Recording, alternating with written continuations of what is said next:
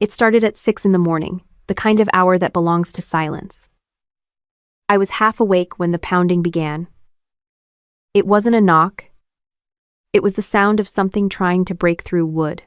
My body reacted before my brain did. 10 years in the army doesn't just leave you. It rewires you. I rolled out of bed, bare feet on cold floor, heart hammering in sync with each hit on the door. For a second, I thought I was back in Kandahar, waiting for another explosion. Then I heard her voice. "Break down the door. This is our family's apartment." Mom's voice cut through the hall like a drill. Jessica's voice followed higher, angrier. And behind them, my father's low tone, trying to sound in control but failing. I took one long breath and walked toward the door. Through the peephole, I saw them. My mother clutching a metal crowbar, my sister in pajamas, my dad behind them holding a coffee like he was watching a show. I unlocked the door slowly. The hallway light hit my face, and all three froze. Mom's arms stopped midair, crowbar dangling. Jessica's eyes widened like she'd seen a ghost. My dad blinked hard, like he couldn't believe I'd actually opened it. "What are you doing?" Mom snapped, like I was the intruder. I didn't answer. I just held up the folder in my hand: bank statements, VA loan documents, property deed. My name was printed clearly on every page. Grace Miller. "This is my apartment," I said. My voice was flat, calm, maybe too calm. "You don't have to break anything. You never owned it." Jessica scoffed. "You used our money. It's family property." "No," I said, holding her stare. "It's mine. Every cent came from my paychecks. Every signature is mine.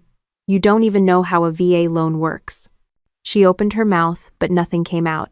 My mother tried to recover the upper hand. "Grace, we helped you. We covered your bills while you were overseas. You think you got here alone?" I almost laughed. "You mean the bills I was paying with direct deposits from Afghanistan? Or the ones I covered when Dad forgot the mortgage?" My dad looked away. Mom's jaw tightened. The hallway felt smaller by the second. The crowbar still hung from her hand. "You're being dramatic," she said. "We just came to talk." "With a crowbar?" I asked. "That's not how people talk. That's how people break in." Her face flushed red. Jessica crossed her arms, shifting blame like she always did.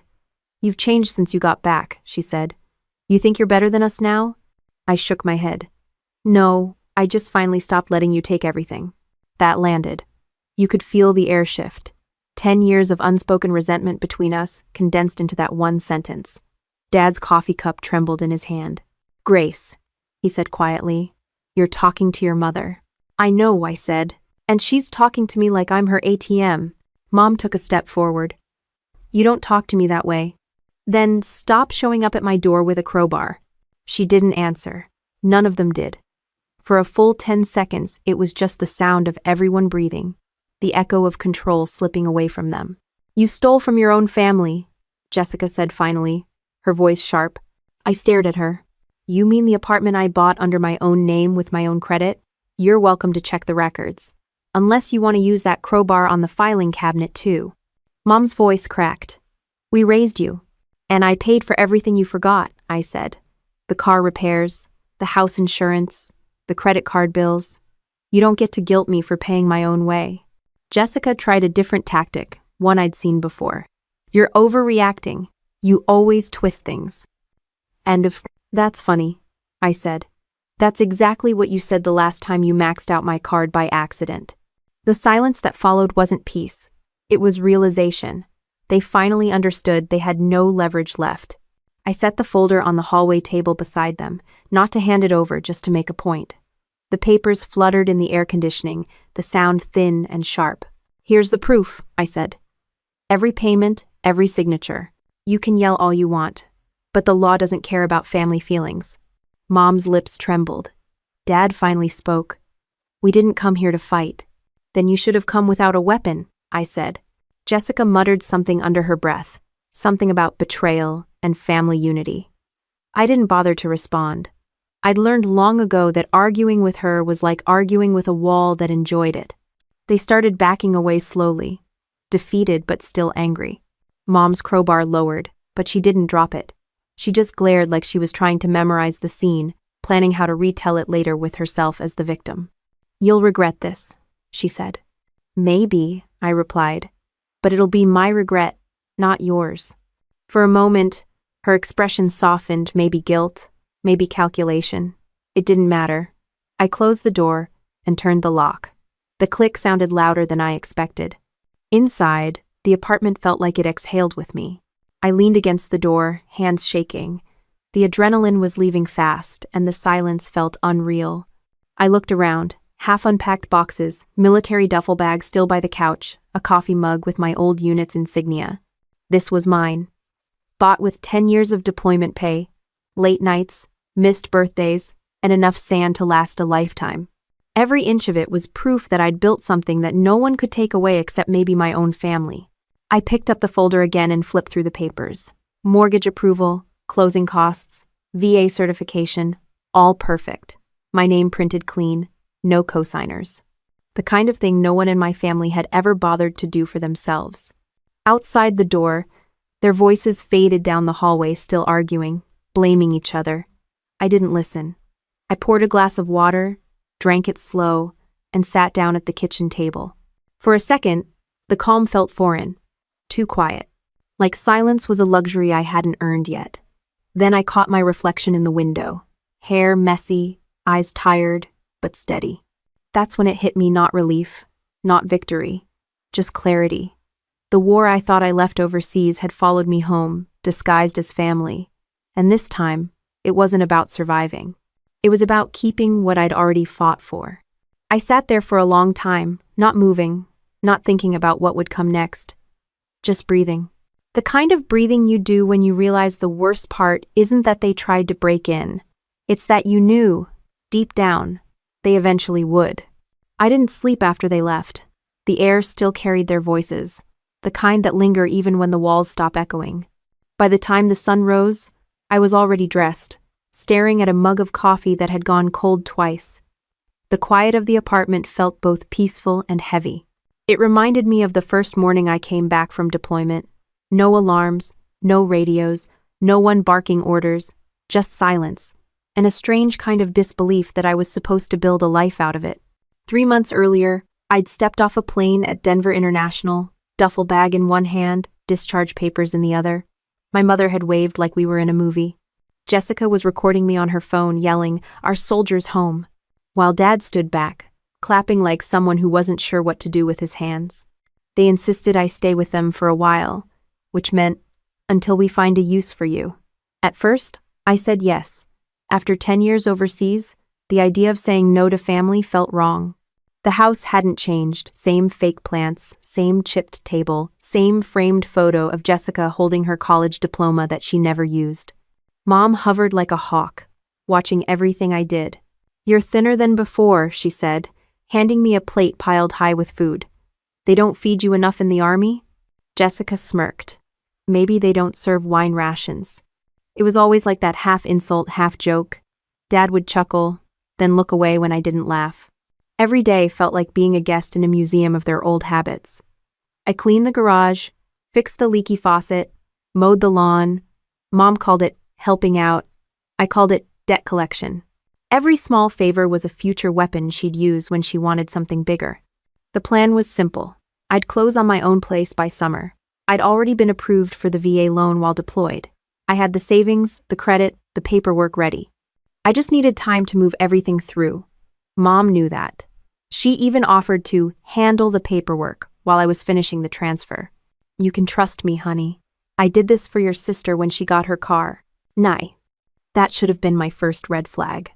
The night before closing, I found Mom at the dining table with my documents spread out like she was auditing my life. "Just double-checking," she said. "You military folks signed too fast."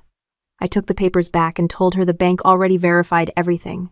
She smiled like I'd just said something naive. The next morning, she called a welcome home dinner. "It's not just for you," she added. "It's for the whole family to celebrate together." Okay.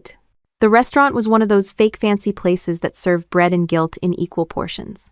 Everyone was there, relatives I hadn't seen in years, neighbors, even Jessica's old high school friend who once told me joining the army was a masculine phase. Mom stood to make a toast before I could sit down.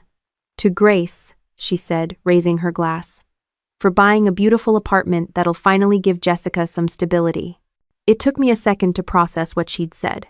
I looked around the table, everyone nodding, smiling, congratulating Jessica. She soaked it in, pretending to be embarrassed. "Wait," I said. "What do you mean give Jessica stability?" Mom waved her hand. "You know, dear, the apartment you bought, it's really for both of you. Jessica needs a place closer to her new business, and you'll be traveling anyway. It's family property." I almost choked on the water I hadn't even sipped. "It's in my name, Mom. I bought it." "One?" She laughed like I was the one being unreasonable. "Grace, no one does things just for themselves in this family." Jessica leaned in. "You said it was big enough for both of us. You never said it was yours alone." The table went quiet, the kind of quiet people use when they want to hear the explosion. I stared at her, then at Dad. He avoided eye contact, pretending to check his watch. "That's not what I said," I replied. Mom smiled at the guests. "She's just tired from the trip. You know how military life makes people territorial." Everyone laughed. Everyone except me. I stood up. "Enjoy the dinner." Mom's smile froze. "Grace, sit down." "No," I said, reaching for my coat.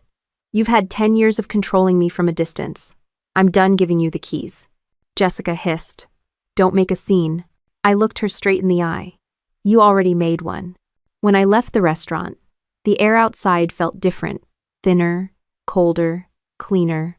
I didn't drive straight to their house. I drove to my new apartment. Boxes still stacked, curtains half hung, the smell of new paint still sharp. I changed the locks that night, not because I thought they'd actually come over, but because for the first time I knew they would. The next morning, Mom called 10 times. Then Jessica texted, "You embarrassed the whole family. You're lucky Dad didn't walk out." I didn't answer. I went to the hardware store, bought a second deadbolt, and installed it myself. Later that week, I found out Mom had already given Jessica a set of the old keys. She said it was just in case. When I confronted her over the phone, she said, "Grace, family shares things, you can't just cut us out." "Then don't break in," I said. She hung up on me. That was the last normal conversation we had before everything spiraled. The next few weeks, I kept my distance. I focused on unpacking, setting up a small home office, adjusting to civilian life. It wasn't easy. Every sound outside the door still made my pulse spike. Every loud noise brought back the same image. Crowds, alarms, the endless cycle of vigilance. Civilian life wasn't calm. It was just quieter chaos. Still, I was doing okay, until I saw the first social media post. Jessica had uploaded a photo of my apartment building. The caption read, "Grateful for my sister helping me start fresh. Family always comes first." Hundreds of likes, dozens of comments, people congratulating her. I stared at it for a full minute, feeling that same hollow burn I used to get when someone took credit for my team's work. I typed a comment, deleted it, then turned off my phone. I didn't respond. I didn't argue. I didn't post a thing. I just sat there, drinking cold coffee, looking at the locked door. And in that moment, I realized something I hadn't wanted to admit. Since the day I came home, peace was never what my family wanted for me. They wanted access. They wanted ownership. They wanted to remind me that no matter what uniform I wore, they still believed I belonged to them. The sound of my phone vibrating broke the silence. Mom again. Then Jessica. Then Dad. I didn't pick up. I just let it ring, watching their names flash across the screen one after another, like a warning I'd already ignored once. The next call wasn't from them. It was an unknown number. I didn't know it yet, but that voice would pull me into a new kind of battle, one that didn't need guns, only proof. The phone kept ringing until I finally turned it face down on the table. I didn't need to answer to know what came next. Mom's guilt messages, Jessica's fake concern, and Dad's silence pretending to be neutrality. It was the same pattern, just louder this time. The only thing different was that now, the world could see it. By noon, I started getting texts from people I hadn't spoken to in years. Old neighbors, classmates, even a cousin from Florida. "Is it true you kicked your family out? Why are people saying you took your sister's apartment?" Every message was phrased like concern but carried the same undertone. "We heard you're the villain now." I scrolled through Facebook out of morbid curiosity. Jessica had posted another update this time, a picture of her standing in front of my apartment complex smiling. The caption read, "Family doesn't abandon each other, even when they forget where they came from." The comments were brutal. "She used you for a loan? Wow, some people forget who raised them." Military pride turns into arrogance real quick. I could have written a full response with receipts, documents, proof, but I didn't. I just closed the app, walked to the sink, and poured another cup of coffee I didn't want. The apartment was still half-empty boxes stacked by the wall, uniforms folded neatly in one corner. It was quiet, except for the faint hum of the fridge and the occasional car horn outside. I sat at the table, staring at the wall, trying not to imagine Mom's face as she told her version of the story to anyone who'd listen. She'd done this before, changed the narrative until even the truth started to sound selfish. When I was 16, she told everyone I stole her car after borrowing it for a job interview. When I enlisted, she told the church I abandoned the family. Every story made her the victim. Every retelling made me smaller. Now she had social media and an audience. I opened my laptop, logged into the mortgage portal, and checked the ownership records. Again, my name, my account, my payments, solid.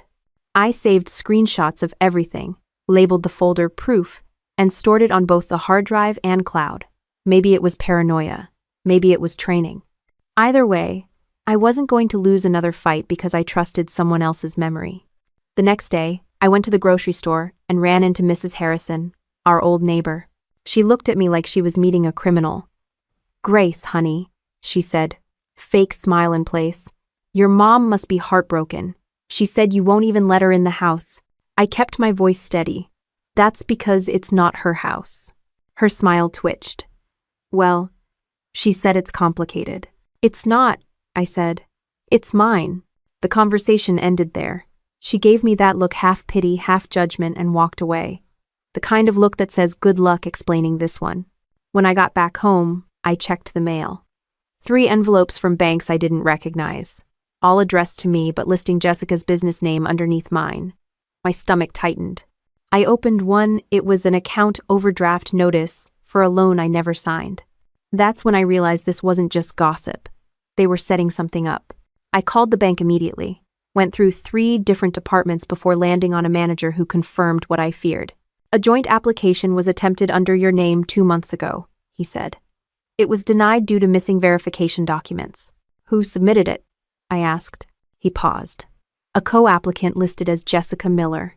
The system flagged it because of a mismatched signature." My head went light for a second. Was that before or after I came back from service? "Before," he said, "while you were still overseas." I thanked him, hung up, and just sat there for a while. It felt surreal, like I was watching someone else's life unfold in slow motion. But it wasn't new. It was exactly the kind of quiet manipulation my family was built on. That night, I went through old emails and found it. A scanned document from a year ago, labeled Temporary Power of Attorney. I'd signed it before deployment, giving Mom permission to manage my utilities and mail while I was abroad. I hadn't thought about it since. It expired 6 months after my return, but she'd clearly used it before that. I stared at my own signature for a long time. It was neat, steady, written in a moment of complete trust. That was the worst part. It wasn't forged. It was used exactly the way I'd allowed, just not for the reasons I'd imagined. My phone buzzed again. A new voicemail from Mom. "Grace," her voice said, calm and rehearsed. "You're blowing this out of proportion. Families share responsibilities. Jessica just needed help getting started. You've always been the strong one. Don't make this ugly." Then another from Jessica, more direct. "You think you can humiliate us and get away with it? You're gonna regret making enemies out of your own blood." I replayed them twice, not because I needed to hear the words again, but because I wanted to memorize the tone. There was no love in it, just possession, like they were reminding me who I was supposed to belong to. Instead of answering, I opened my laptop again and started documenting everything. Screenshots, call logs, voicemails, not to start a war, just to make sure if they started one, I'd have the record. At midnight, I sat by the window, lights off, city glow reflecting off the glass. The rain outside was soft, but my head was loud. Every drop felt like a reminder that this wasn't ending soon. I thought about the military again, not the combat, but the structure, the discipline. Out there, you always knew who the enemy was. At home, it wasn't that simple. The rules didn't apply here. Still, I kept hearing the same thing my old platoon leader used to say: control what you can, document what you can't. So I did. Over the next few days, I gathered more proof bank notices, texts, anything that tied them to what they'd done. It wasn't about revenge yet. It was about survival. The messages kept coming. More guilt, more pressure, more spin. Jessica's friends started tagging me in posts, calling me a disgrace. One even wrote, "Not surprised. She's always acted like she was better than everyone." It was strange. I'd been shot at, shelled, pushed through hell, and none of that hurt as much as reading that. Still, I stayed silent. Because silence was power. Silence gave them nothing to twist. On the fourth day, I got a call from a number I didn't recognize. It wasn't Mom. It wasn't a telemarketer either. The voice was deep, but familiar. "Lieutenant Miller?" I hesitated. "Who's asking?" "This is Sergeant Ethan Cole. You might remember me from Camp Bastion." I did. And that voice, steady, grounded, unshaken, felt like the first real thing I'd heard in weeks. He said he'd seen something online about me, and he didn't believe a word of it. Then he said, "Grace, I think you might want to look into your mortgage records." Something about a duplicate file came across my radar at the VA office. "One." I stood up so fast the chair scraped the floor. He paused. "You okay?" "Yeah," I said, though my pulse was pounding. "I'm fine." I wasn't. But for the first time since I came home, I felt something I hadn't felt in months. Focus. The kind that told me I wasn't crazy. The kind that meant this wasn't just another family fight. It was a mission. I was still standing in the middle of my kitchen when Ethan's voice cut through the static. That same steady tone I remembered from years ago, when we were both too young to understand what war really did to people. Back then, his voice meant safety. Now, it meant something else: verification. "I came across your name in an internal review," he said. "Routine stuff. There's a note tied to a power of attorney form, looks like it was activated and used while you were deployed." I gripped the phone tighter. "Used how?" "Mortgage document, bank authorization, maybe more." The note said the person who filed it was a relative, a Linda Miller. My mother's name sounded sharper coming from him. It didn't sound like family, it sounded like evidence. Ethan paused. "Grace, I can't legally pull files without your consent, but you might want to call the VA Home Loan Department and verify the chain of paperwork." I didn't breathe for a few seconds. "You think she—" "I don't think anything yet," he said. "But if that form was still active, she could have signed or accessed things in your name. And if she did, that's a federal problem, not a family one." The room felt smaller. I looked at the stack of files I'd printed days ago, all neatly labeled, all suddenly suspicious.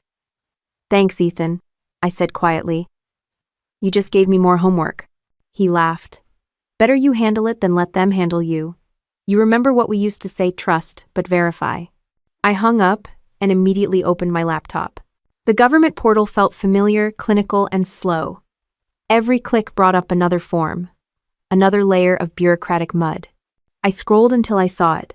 Power of attorney, active status, extended by request, signed January 9th, 2023. Extended by request. That was 3 months before I came home. I hadn't requested anything. My hand started trembling. Not fear, not yet. Just fury layered over disbelief. I checked the authorization signature. The date matched the week my mother mailed me a care package with blank forms, saying the bank needed updates for tax purposes. I'd signed the top half of one form and sent it back, trusting her to fill in the rest. She hadn't filled it in. She'd kept it, used it. I didn't realize I'd been pacing until my knee hit the table. The sound jolted me back. I called the VA home loan hotline, explained the situation in my calmest voice. The agent put me on hold for 6 minutes, just long enough for the anger to go cold and the numbness to take over. When the line came back, the agent's tone had changed. "Yes, Miss Miller. The authorization was used to initiate an information release to a secondary contact, Jessica Miller. She was given limited access for co-application review. Co-application? I asked. There was never a co-applicant. It appears there was an attempt, the agent said carefully, but the file was flagged for inconsistency before approval. The call ended, and I stood in silence, phone pressed to my chest. My mother and sister had tried to use my service status to get access to the loan. They didn't just lie, they tried to reassign my property before I even came home. I walked to the window. The view was nothing special, just the same Denver skyline, gray and cold, but right then it looked like a battlefield. Not because of the view, but because I realized every person on the other side of that glass could walk by and have no idea what kind of war was happening in the apartment behind it. I called Ethan back. You were right, I said. They used it. He was quiet for a beat. Grace, listen to me. Don't confront them yet. Get a statement from the bank, secure your documents, lock down your credit, then call a veterans legal center. They deal with this kind of fraud all the time. Andrew Falls. I don't want to press charges, I said automatically. He chuckled dryly. You're not pressing charges. You're defending yourself. That sentence stuck. By evening, I'd gathered everything: emails, letters, even the envelope from the so-called care package. I laid it all out on the table, like evidence from an investigation. If this had been a mission, I would have been detached, methodical, calm, but this wasn't combat, it was personal. Every paper I picked up had my mother's handwriting on it. Every line looked like another piece of my trust she'd stolen. The worst part wasn't the fraud. It was realizing how easily I'd believed her. That night, I got another voicemail from her. Grace, your sister's business is in trouble. She just needs collateral for a few months. Stop acting like we're enemies. Family helps family. I didn't delete it. I saved it in the same folder as the paperwork. Around midnight, Ethan texted, You holding up? I replied, I've been through worse. Just didn't think it would wear my last name. He sent back a single message. Good soldiers don't let emotional targets cloud their aim. I laughed quietly. The man still talked like we were on deployment, but he was right. The trick now was to stay strategic. So the next morning, I drove to the bank in person. The manager looked nervous the second I handed her the authorization notice. You understand, she said. We assumed the family member had your consent. They didn't, I said. And I have proof. She copied everything, nodded quickly, and said the branch would escalate it to their fraud department. I walked out feeling lighter, but only slightly. As I stepped into the parking lot, I spotted my reflection in the car window, hair tied back, eyes sharp, posture straight. I looked like a soldier again, just without the uniform. Back home, the voicemail light on my phone blinked red. 3 new messages. The first was Mom. You went to the bank? How dare you make us look like criminals? The second was Dad, voice low and disappointed. You could have just talked to us, Grace. You didn't have to involve outsiders. The third was Jessica. Wow, you really think you're some kind of hero, don't you? Guess being a soldier gives you the right to treat your family like suspects. I didn't respond to any of them. I just turned the volume down and let the messages play out in silence. Later that night, Ethan called again. You okay? Define okay. Not in jail, not bleeding, still have your house? Then yeah, I said. Better than most weeks. He chuckled softly. You know, I've seen people lose everything over less, but you... He paused. You sound like someone who's finally done letting things slide. I leaned back in the chair, looking around my apartment. The folders, the papers, the evidence, it all looked sterile, detached. But underneath it was something raw. I am done, I said. Not angry, just done. Ethan didn't say anything for a while. Then, good. That's when people start winning. We said goodnight, and I hung up. The apartment was dark except for the desk lamp. I turned it off and sat in the quiet, listening to the hum of the refrigerator. For the first time in months, I didn't feel defensive. I didn't feel like a victim or a soldier waiting for orders. I just felt aware. That's the thing about betrayal, it doesn't always explode. Sometimes it's quiet. Sometimes it signs your name in blue ink while you're halfway across the world. And sometimes it gives you exactly what you need to finally fight back with proof, not pity. The smell of roasted chicken hit me the second I walked through their door. It was the same smell from every forced family gathering we ever had: too much garlic, too much guilt. The table was already set when I got there. Mom had even lit candles, the same kind she used when she wanted to pretend everything was fine. "Grace, you made it," she said, tone rehearsed, smile stretched thin. "Would have been weird to skip the family intervention," I said, hanging my jacket over a chair. Dad's head lifted just enough to make eye contact before going back to his phone. Jessica sat opposite him, wearing a smirk that could curdle milk. Mom poured wine. "Let's not start with that attitude. We're here to talk things through like adults." "Sure," I said. "Adults with legal representation, right?" Her hand froze mid-pour. Jessica's eyes rolled so hard I thought she might sprain something. "Always dramatic," she muttered. I sat down. The candles flickered between us like an invisible line of fire. For a second, no one said anything. The silence was thick, like everyone was waiting for someone else to pull the pin. Then Mom cleared her throat. "Your sister's been under a lot of stress lately. Her business is struggling, and she's been feeling abandoned. We just want to find a solution that helps everyone." I nodded slowly. "So, this dinner's not about reconciliation. It's about the apartment again." Dad put down his phone, finally joining in. "It's not that simple, Grace. The family's name is tied to that place. If Jessica can use it as collateral for a short-term loan, everyone wins." I leaned back. "Everyone except me."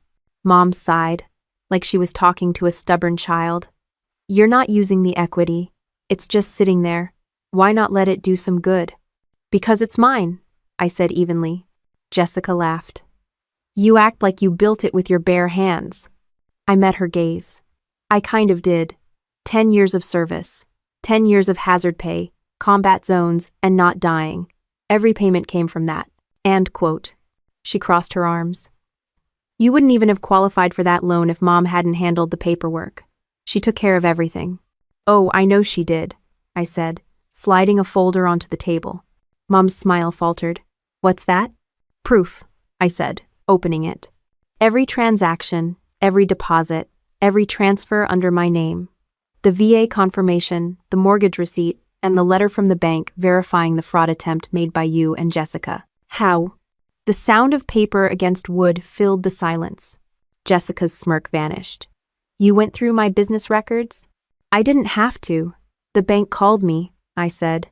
"They flagged your loan application when you tried to attach my property as collateral." Mom's voice rose an octave. "Grace, we didn't try anything. It was just a misunderstanding. You know how confusing those forms can be." "Not confusing enough to fake my signature," I said quietly. Dad's jaw clenched. "That's a serious accusation." I leaned forward. "It's not an accusation if it's true." The room went dead still. The only sound was the faint buzz from the ceiling light. Mom's face went pale, then hardened into that mask I'd seen all my life, the one she used when she decided to rewrite reality. "You think this makes you better than us?" Jessica said, trying to regain her footing. "You think because you served in the military, you get to talk to us like we're criminals?" I stared at her. "No. I talk to you like someone who's finally not afraid to tell the truth." She laughed once, bitter. "You've always needed a villain to feel like the hero." I smiled faintly. "Then stop volunteering for the role." That hit her. Her face flushed red, and she slammed her hand on the table. "You've ruined this family." "No," I said, still calm. "You did that when you decided stealing from me was easier than building something of your own." Mom shot up from her chair. "Enough! We are your parents. You don't speak to us like this." I met her eyes. "That's the problem, I never spoke. I let you talk for me my whole life." She froze. The power dynamic shifted right there, in that breath of silence where she realized I wasn't stepping down this time. Dad cleared his throat. "Grace, your sister made mistakes. We all did. But families fix things privately." "Privately?" I said. "You went public first. You turned it into a circus online, told everyone I was unstable. Now I'm just giving you the full show with evidence." He looked away, shoulders tense. Mom reached out, her voice suddenly soft. "We didn't mean for it to go this far. We just wanted you to help us." "I have," I said. "For a decade." Jessica muttered. "Here we go again with the martyr speech." "Not a speech," I said. "Just math." I pulled another page from the folder, an itemized list of money transfers over the last 10 years. Every time you called it a loan, every emergency you forgot to pay back, every bailout, that's what I gave. And this, I tapped the property deed. is what I'm keeping." No one spoke. Mom's lip trembled, but I could tell it wasn't grief, it was panic. Dad finally said, "You can't cut your family off like this." I stood up, gathering the papers calmly. "Watch me," Jessica glared. "You'll regret this." "Maybe," I said, "but at least the regret will be mine, not inherited." "No." I placed the folder neatly in my bag and pushed in my chair. The tension in the room felt electric, too tight, too charged, like everyone was holding their breath. Mom tried one last time. "Grace, please. Don't do this to us. Please." I looked at her, not angry anymore, just tired. "I'm not doing anything to you. I'm just stopping you from doing it to me." As I turned to leave, Jessica called out, voice breaking, "You think you're free now? You're nothing without us." "How?" I paused at the doorway, hand on the frame. "Then it's a good thing I stopped being your definition of something." I didn't slam the door when I left. I didn't raise my voice. I just walked out into the night air, cool and sharp, letting it hit my face like a reset. By the time I reached the car, I could still hear faint arguing behind me. Mom blaming Jessica, Dad telling them both to stop. I didn't care who won. I'd already won in the only way that mattered. The drive home was quiet. Denver lights blurred against the windshield, the world outside moving fast while I finally slowed down. At a red light, I glanced at the folder on the passenger seat. Inside it wasn't revenge, it was protection. Proof. The kind that didn't need anyone's approval to be real. When I got home, I locked the door behind me and set the folder on the table. For a moment, I just stood there, looking at it, the single object that held every ugly truth I'd refused to face. I didn't feel victorious. I felt steady, grounded, like someone who'd stopped being cornered and started standing her ground. I poured a drink, sat down, and opened my laptop. The cursor blinked against a blank document. I started typing not a complaint, not a statement, just a record of everything that happened. Facts only. No emotion. When I finished, I saved the file and labeled it Control. Then I closed the laptop and leaned back in my chair. The sound of the city outside drifted through the window, distant, calm, normal. For the first time in a long while, I didn't feel like I was reacting to anything. I was choosing. The morning after that dinner, I woke up to 6 missed calls and 2 voicemails. I didn't need to listen to know they were from my mother. I made coffee, ignored the phone, and watched the sunlight crawl across the floorboards of my apartment, the same apartment they tried to take from me. By the time the caffeine hit, I had already opened my laptop and pulled up the website for the Veterans Legal Center that Ethan had mentioned. I filled out their intake form, uploaded all the evidence, loan documents, the power of attorney, the bank statements, even the voicemail where my mother admitted Jessica needed collateral. An hour later, my phone rang. A man introduced himself as attorney Michael Grant, one of their senior legal advocates. His tone was calm, direct, the kind you only hear from someone who's cleaned up messes like this before. "Miss Miller," he said, "first of all, I'm sorry you're going through this. Second, you did the right thing contacting us. You'd be surprised how often we see this kind of thing, family members taking advantage of veterans' benefits." That last sentence sat in my chest for a while. Apparently, I wasn't even a rare case. He asked for more details, and I told him everything. From the care package my mom sent overseas to the dinner confrontation last night. He didn't interrupt once, just took notes. When I finished, he said, "The power of attorney expired the moment you were back in the US, but they acted on it after that. That's misrepresentation, and it crosses into criminal territory if they submitted financial documents under your name." I took a long breath. "So what happens now?" "First, we verify your title. Then we file a fraud alert with the bank to lock the property. After that, we'll contact the VA to flag any unauthorized use of your benefits. If they push back legally, we'll handle it." It felt strange hearing someone say, "We'll handle it," and actually mean it. He emailed me a checklist within minutes, clear, organized, military precision level. I followed every step. Printed statements, notarized copies, scanned everything into folders. I even labeled them like mission files. Phase 1, ownership. Phase 2, legal containment. By afternoon, I was sitting in his downtown office with a cup of burnt coffee and a thick folder on the table between us. He flipped through the papers, nodding occasionally. "This is strong," he said. They won't win this. Not with this level of documentation. Winning isn't the goal, I said. I just want them out of my life and out of my finances. He smiled slightly. That's usually how winning starts. When I got home that evening, the apartment felt different. Not peaceful, exactly, more like fortified. Every lock, every piece of paper, every backup file was another wall between me and the chaos I'd grown up in. Then the phone rang again. Mom, I let it go to voicemail. Her voice was shaky, the tone of someone performing sorrow. Grace, honey, we didn't mean to upset you. Your sister's business just needed help. You've always been the responsible one. Please, don't make this harder than it has to be. I deleted it without listening to the rest. 5 minutes later, another message. This time from Jessica. Wow, you really called a lawyer? You're insane. You're going to destroy this family over paperwork. I didn't reply to her either, but I did open my notebook and write down every word they said. Every voicemail became evidence. 2 days later, Michael called. Good news. The bank confirmed full ownership in your name. The fraudulent co-application attempt has been recorded and closed. They'll be sending a written statement. He paused before continuing. And one more thing, the VA has launched a review of the misuse of your power of attorney. That means if your family tries anything again, it'll trigger a federal audit. I didn't even realize I'd been holding my breath until I exhaled. For the first time, the fear started to lift. I wasn't hiding behind paperwork anymore. I was protected by it. That evening, I sat by the window with a beer and watched the sun drop behind the city skyline. My phone buzzed again, another voicemail from my dad this time. You made your point, his voice said. Now fix this before it gets worse. I laughed out loud. They still didn't get it. Fixing things was never the problem. Being expected to fix their mistakes was... I took a long drink, then opened my laptop and drafted an email to Michael. They're contacting me again. What should I do? His reply came back in 5 minutes. Do nothing. They're reacting because they've lost control.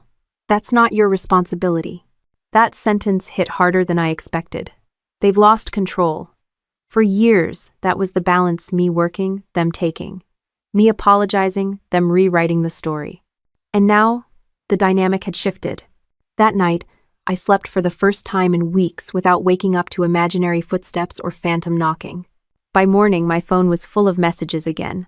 Mom threatening to go to court. Jessica posting cryptic updates about betrayal from within. It would have been funny if it weren't so predictable. Instead of replying, I drove to the Veterans Legal Center to drop off the finalized documents.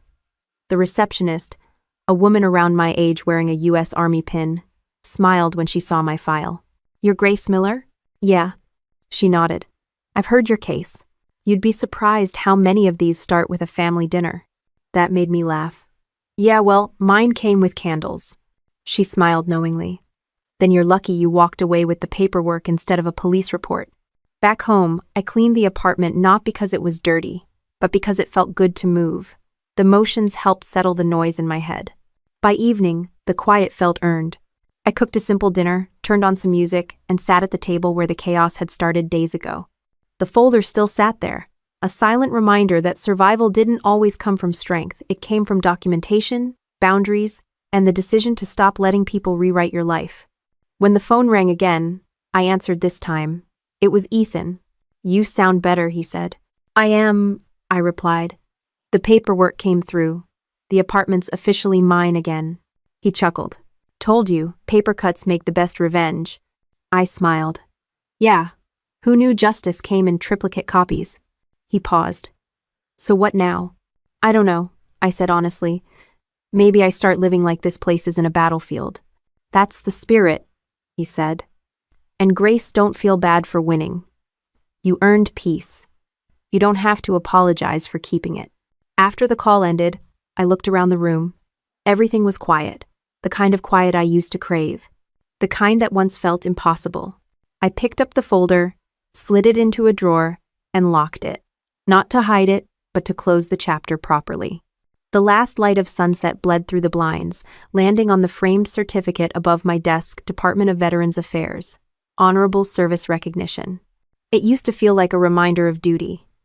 Now, it felt like proof that I'd survived more than one kind of war. I poured another glass of wine and sat down, letting the city hum outside my window. It was strange how peace could feel so heavy and so light at the same time. And even stranger, how revenge didn't always look like payback. It looked like freedom written in your own name. The peace didn't last long. It never does when someone's lost their favorite target. 3 days after the legal confirmation, I woke up to chaos, not from my family directly this time, but from my phone. Notifications were piling up faster than I could clear them. Texts, missed calls, screenshots from friends. Jessica had gone public again. She'd posted a long message on Facebook with a selfie in front of a courthouse like she was auditioning for a reality show called Victim of the Year. Her caption read, "Sometimes family turns their back on you for money, but blood means everything, and I'll never stop fighting for what's rightfully ours." She tagged mom and dad. Within minutes, the comments section looked like a mob. "You deserve better. How could your sister do that to you? She must have changed after the military." One comment stood out from a distant relative. "People like that forget who raised them. Karma will handle it." I didn't reply. I just set the phone face down and stared at the ceiling. I'd fought in a war where people shot at you directly. At least that was honest. This was cowardice in digital form. The phone buzzed again, mom calling. I ignored it. Then again. On the fourth call, I answered. "Grace," she said immediately, voice trembling. "You've humiliated your sister. She's devastated." "Then maybe she should stop lying online," I said. Mom gasped like I'd just cursed at God. "You're so cruel now. What happened to you? You used to care about family." "I still do," I said. "Just not about people who treat me like their retirement plan." "Oh?" Her tone shifted fast from fragile to furious. "You think this makes you a good person, dragging your family through the mud? You should be ashamed." "I haven't said a word publicly," I reminded her. "Exactly," she said sharply. "Your silence makes us look guilty. You're punishing us with it." That was the line that almost made me laugh. Silence, my last defense, had now become another thing they could weaponize. I ended the call. She left a voicemail anyway, the kind that started with tears and ended with threats about lawyers and forgiveness running out.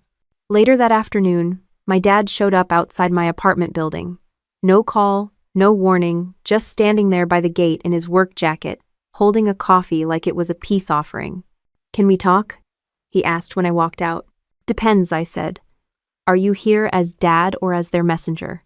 A looked down, embarrassed. "You think we wanted this? You think your mother likes fighting with you?" "She likes winning," I said. He sighed. "You're stubborn. Always were. She's scared, Grace. She's never handled being powerless well." I folded my arms. "Then she should stop trying to control people who don't belong to her." He rubbed the bridge of his nose. "You're not innocent either. You could have handled this quietly." "She used my signature to commit financial fraud, Dad. That's not quietly material." "How?" He didn't answer. We stood in silence for a while, the city noise filling the gaps between us. Finally, he said, "You know your sister's business is going under. She's drowning. Maybe you can—" "No," I cut in. "I've already saved this family enough times. They're free to sink without me." He frowned. "You really can turn your back that easily?" "I didn't turn my back," I said. "I just stopped kneeling." That ended the conversation.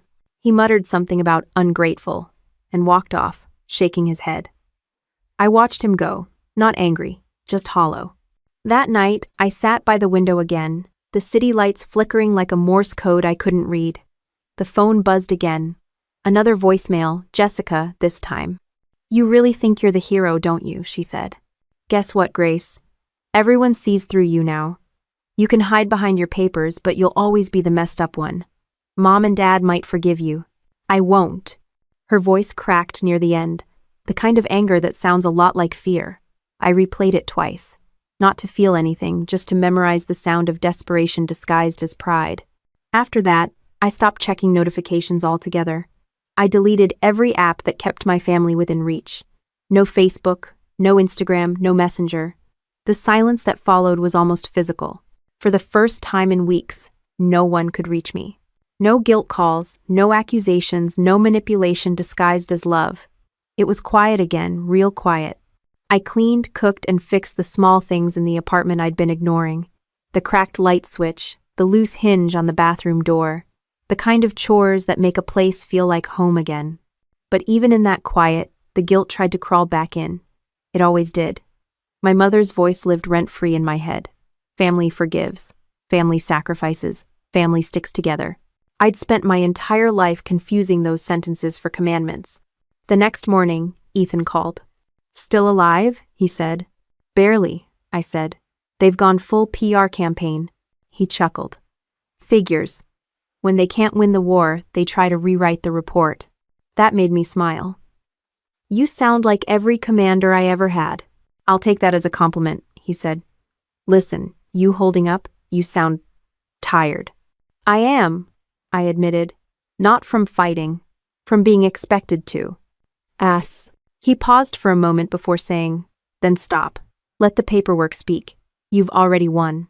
"Yeah," I said. "It just doesn't feel like winning." "That's because peace doesn't always feel good. It just feels different." We hung up, and I stood there staring at the wall for a long time. He was right.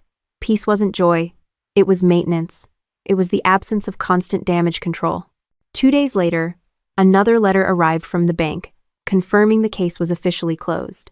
The words felt cold and formal, but underneath them was something powerful. Validation.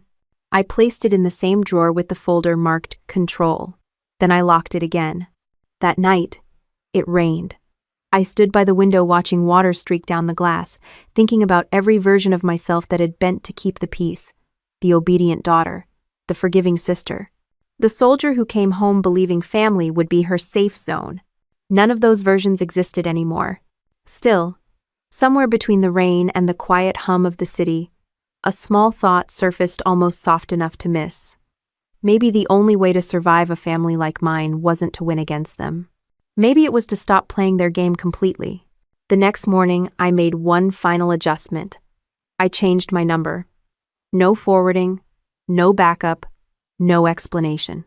And for once, when the silence came, it wasn't heavy. It was clean. I made coffee, sat on the couch, and let the quiet stretch out as far as it wanted. The world outside moved on cars, rain, people.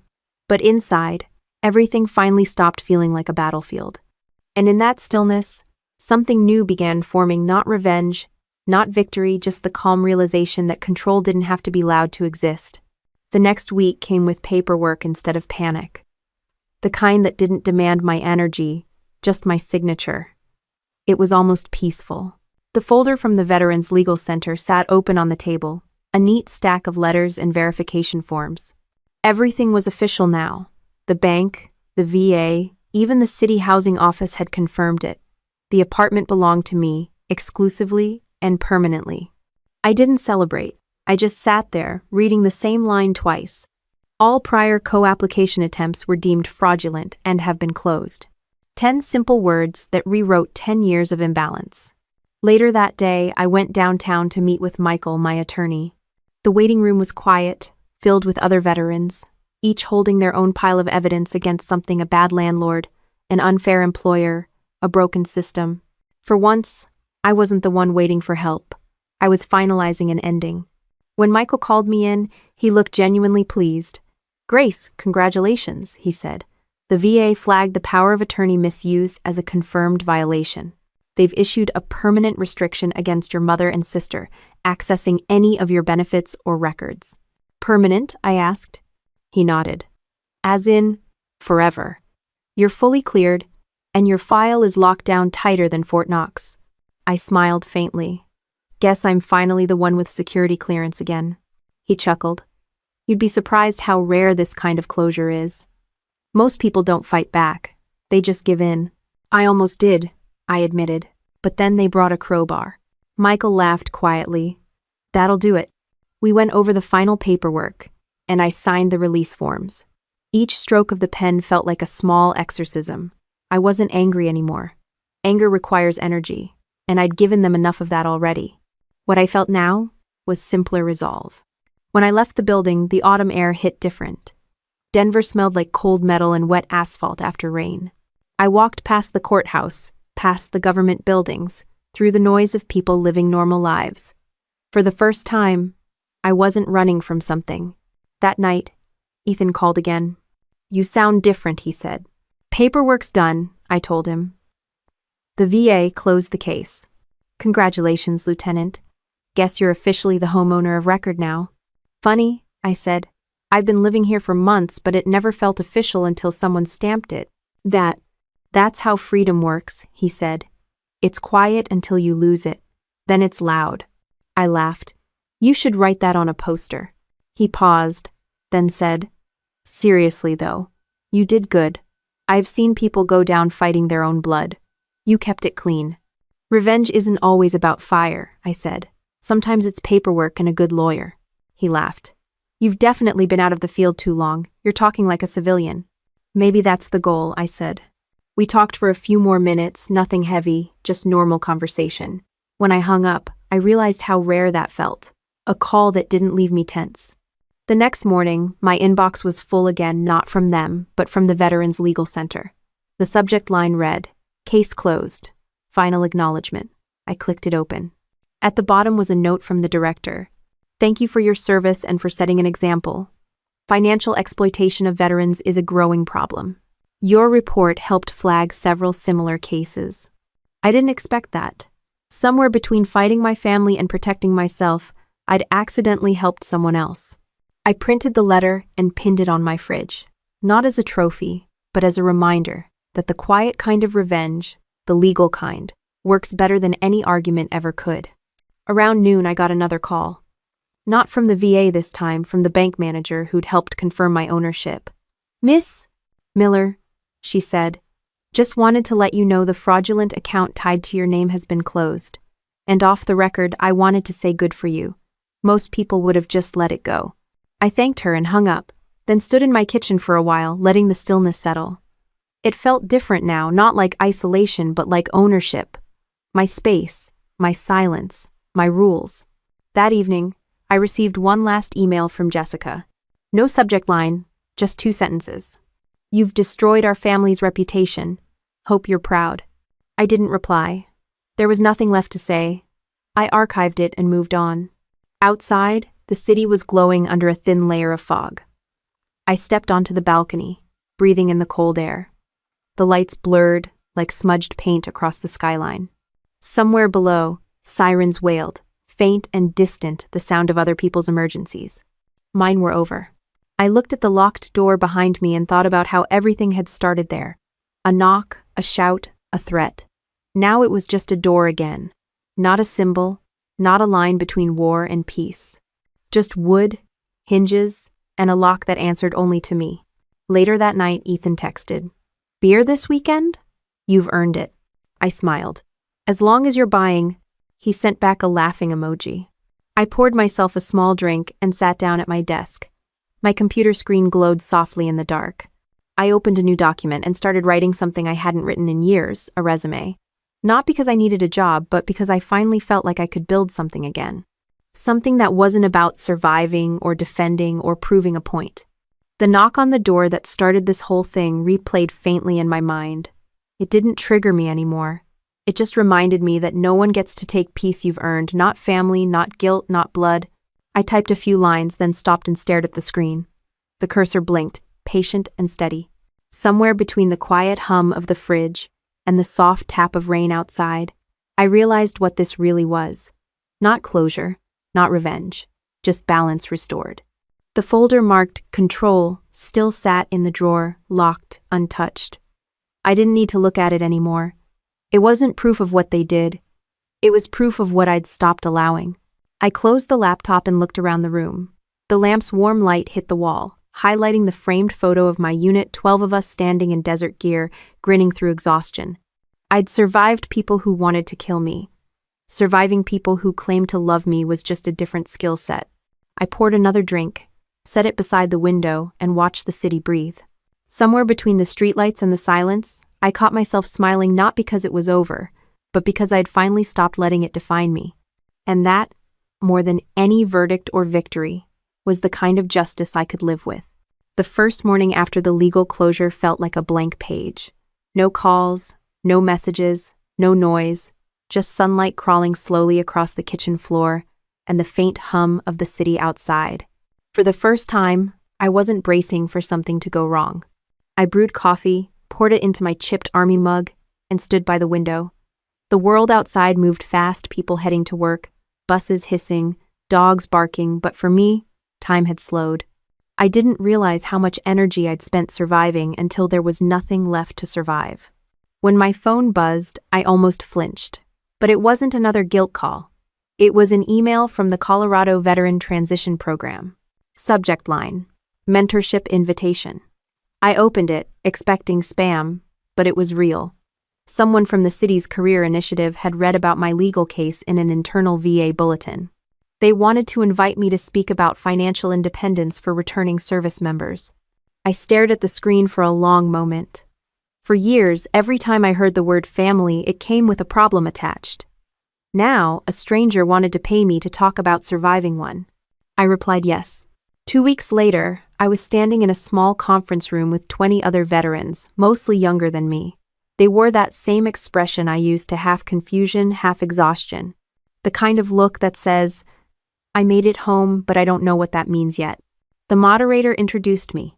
"This is Grace Miller, Army veteran, 10 years of service, now a homeowner and independent consultant. She's here to talk about what it means to rebuild after service." But I wasn't used to that introduction. Homeowner. It sounded surreal. I took a deep breath and started talking.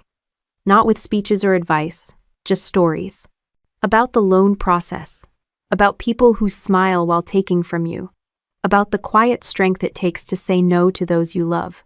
At one point, a young woman in the back raised her hand. "How do you forgive family that betrays you?" I paused before answering. "You don't," I said. "You accept that they did it. Forgiveness isn't a favor, it's just permission to stop thinking about it." The room went quiet, but it wasn't awkward. It was understanding. After the session, the program director approached me. "You've got a gift for this," she said. "Would you consider joining as a mentor? We could use someone who doesn't sugarcoat things." I laughed. "I've been accused of that before." She handed me a folder. "Think about it. Real pay, flexible hours. And trust me, veterans listen more when the truth sounds like it's been lived." I took the offer. The following months were steady. Not perfect, not exciting steady.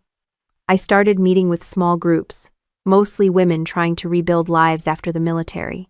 Some were juggling kids, others were fighting through paperwork hell. Every one of them carried the same invisible weight. I told them what I wish someone had told me. That strength doesn't mean endurance. Sometimes it means ending something. At home, I worked on small design projects in the evenings. Ethan checked in occasionally, mostly just to make sure I was still sleeping and eating. He'd become less like an old comrade and more like a quiet anchor, someone who understood without asking for details. One evening, we met for dinner at a small diner on Colfax Avenue. He slid into the booth across from me, his usual black coffee, already half empty. "You look lighter," he said. "Maybe because I stopped expecting peace to come from anyone else," I replied. He nodded. "That's a dangerous kind of freedom. The good kind." We ate in silence for a bit. He didn't ask about my family, and I didn't bring them up. That was the unspoken rule. Some topics only existed in past tense now. After dinner, we walked to the parking lot. He turned to me and said, "You ever think about what's next? Long term?" I shrugged. "I'm not building a 5-year plan. I'm just trying to keep what's already mine." He smiled. "That's a start." Driving home that night, I realized how much had changed without me noticing. The roads looked the same, but I wasn't driving like I was escaping something anymore. The next day, I got an email from the City Council's Community Outreach Division. They wanted to highlight the mentorship program and asked if I'd be willing to share my story publicly, how I used the VA system, how I rebuilt from family betrayal. I hesitated for a second. Public exposure had burned me once already. But then I thought about the younger vets who'd messaged me after my first talk, saying they finally felt less ashamed. So I said yes. The event was small, held at a community hall downtown. When my turn came, I stepped up to the microphone, hands trembling slightly. The stage lights were harsh, but I could see the first few rows faces watching, listening, waiting. "I spent 10 years in the Army," I began, "and I thought I knew what loyalty meant. But coming home taught me that loyalty without boundaries isn't love, it's servitude." Sometimes the hardest part of freedom is realizing you can't save everyone. The room stayed quiet. Someone nodded. Someone else wiped their eyes. I kept talking, not about war or medals, but about paperwork, guilt, and gaslighting. About how betrayal doesn't always sound like lies. It sometimes sounds like you owe us. When I finished, the applause felt strange. Not the loud kind that celebrates victory, but the soft kind that says, "We get it." Afterward, a woman from the city council came up to me. "We'd like you to mentor the next group," she said. "People listen to you because you don't sound like a poster. You sound real." Lynn, that made me smile. Good. I've had enough posters. By the time I got home, the sky had gone dark. The apartment glowed warm and quiet, the air smelling faintly of coffee and rain. I locked the door out of habit, then caught myself smiling. It wasn't fear anymore, it was ownership. Ethan texted, "Heard you crushed it today. Proud of you." I replied, "Just told the truth. Apparently that's rare now." He sent back, "The truth usually is." I set the phone down, kicked off my shoes, and sat by the window. The lights of Denver flickered like stars trying to outshine each other. For the first time in years, I wasn't carrying anyone else's weight. Not my family's debt, not their expectations, not their chaos, just my own life. Finally in one piece. And as I sat there, watching the city move, I realized something simple but profound peace wasn't given to me. I built it. Brick by brick, boundary by boundary, and finally, silence by silence. It was a quiet Sunday when the knock came. Not the kind that shook the door or came with shouting, just two soft knocks, polite, almost uncertain. I was halfway through a cup of coffee, reviewing notes for the next mentorship session. For a second, I thought it might be Ethan dropping by early. Then I looked through the peephole. My parents stood outside. Mom held her purse tight against her chest. Dad's posture looked smaller somehow, like he'd lost a few inches since I last saw him. Behind them, parked by the curb, was the same silver SUV that used to show up unannounced outside my place months ago. I opened the door slowly, just enough to meet their eyes but not enough to invite them in. "Grace," Mom said softly. Her voice was hoarse, tired. "We just wanted to see you." I nodded once. "You're seeing me." She tried to smile. It didn't reach her eyes. "We heard about your talk at the community center. Someone from church sent me the video. You looked happy." Dad cleared his throat, like he was waiting for permission to speak. "You did good, kiddo. I mean that." It wasn't the kind of thing he used to say. For a moment, I didn't know what to do with it. "Thanks," I said finally, "but you didn't drive here just to compliment me." Mom's smile cracked a little. "No," she said. "We came because we miss you." I didn't respond. Silence is a good truth detector. It makes liars uncomfortable. She fidgeted with her purse strap. "Your sister's not here," she added quickly, like it might make things better. "She's been going through a rough time. The business. It's gone under." Dad looked away at that, pretending to study the floor. Mom continued. "She's not the same without you, Grace. None of us are. We just thought maybe we could start over." The words hung there like fragile glass. I let them sit for a long moment before I answered. "Start over?" I asked. "Does that mean we forget what happened? The lies, the fake documents, the way you all treated me when I refused to hand over my home?" Mom's eyes filled with tears instantly. "We made mistakes. We were desperate. Families do desperate things." "Families," I said quietly, "don't forge each other's signatures." She flinched. Dad shifted his weight, looking like he wanted to step in but didn't know how. Mom reached out, her voice trembling. "Can't we just put it behind us?" I took a slow breath. "You mean behind me? Because every time something goes wrong, I'm the one who's supposed to clean it up, right? That's what you miss. You don't miss me. You miss your fixer." Her hand dropped to her side. "That's not fair." "It's accurate," I said. For a few seconds, none of us spoke. Outside, a breeze passed through the corridor, carrying the faint sound of someone's dog barking 2 floors down.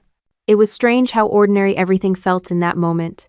No yelling, no tension thick enough to choke on just a quiet reckoning. Dad finally broke the silence. "You've changed," he said, not unkindly. "Yeah," I replied. "That was the point." He looked down, rubbing his palms together. Your mother's been sick, you know. Stress, mostly. She doesn't sleep. Mom shot him a look, half warning, half embarrassment. I'm fine, she said quickly. I didn't respond right away. Part of me wanted to feel something: guilt, concern, anything. But all I felt was distance, like I was looking at a version of my parents that belonged to a different lifetime. I'm sorry to hear that, I said eventually. But I can't fix it. Mom's tears spilled over then. You don't even want to try? I did try, I said. For 31 years. That landed harder than I expected. Her face crumpled. Dad put a hand on her shoulder, but his eyes never met mine. He wasn't angry anymore. Just tired. We shouldn't have come, he muttered. No, I said softly. It's okay that you did. He looked up, confused. I continued. Because it means you finally understand. You don't get to walk in here anymore. You don't get to rewrite me. This is my life now. You can visit it, but you can't live in it. Mom's voice broke as she whispered. So this is it? You're done with us? I shook my head. I'm not done. I'm just different. You can reach out when it's not about control or guilt. But if it is, this door stays locked. They both stood there for a long moment, not moving. Then Mom wiped her eyes, straightened her posture, and gave a small nod. I guess you really don't need us anymore. I exhaled slowly. That's not true, I said. I needed you to teach me what not to become. Her lips parted like she wanted to respond, but nothing came out. She turned to leave. Dad followed her without another word. As they walked down the hallway, I watched through the crack in the door. They looked smaller somehow. Two figures swallowed by the city that once felt too big for me. When the elevator doors closed behind them, I shut the door and locked it, not out of anger, but habit. The sound of the lock clicking echoed softly through the apartment. I stood there for a while, staring at the door. Not with sadness, not with triumph, just clarity. I brewed another cup of coffee and sat by the window. The city moved as usual. Cars, sirens, laughter somewhere below. Life continued, indifferent and beautiful. My phone buzzed. A text from Ethan. Still on for dinner tonight? I'm thinking Thai food. My treat. I smiled and typed back. Only if there's spring rolls. The reply came instantly. Deal. I set the phone down and leaned back, the steam from the mug curling upward in lazy spirals. Outside, the sky had that faint orange hue that comes right before sunset. It made everything glow: the buildings, the windows, even the faint reflection of my face in the glass. I looked older, calmer, not because I'd aged, but because I'd stopped apologizing for outgrowing people who refused to grow with me.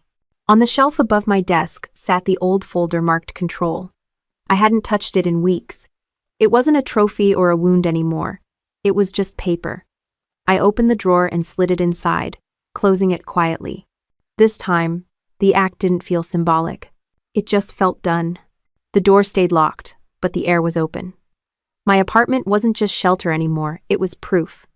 That peace isn't something you wait for, or earn through other people's approval. It's something you build, protect, and eventually live inside without apology. I looked out at the skyline one more time and took a deep breath. The light hit just right, soft, steady, golden. And for the first time, I didn't feel like I was surviving anything. I was simply living.